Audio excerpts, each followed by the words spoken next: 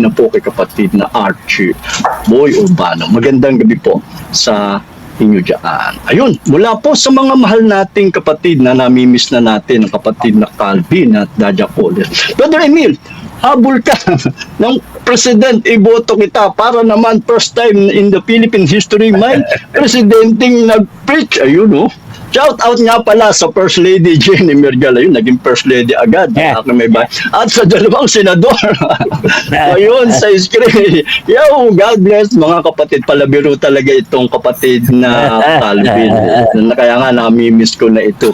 Kapatid na Calvin, kapatid na Dalia, dalo kayo sa linggo sa ating worship. Meron tayong lunch fellowship. Namimiss ka na ng mga kapatiran. Salamat kapatid na Calvin at Dalia Coles. At magandang gabi sa inyo dyan.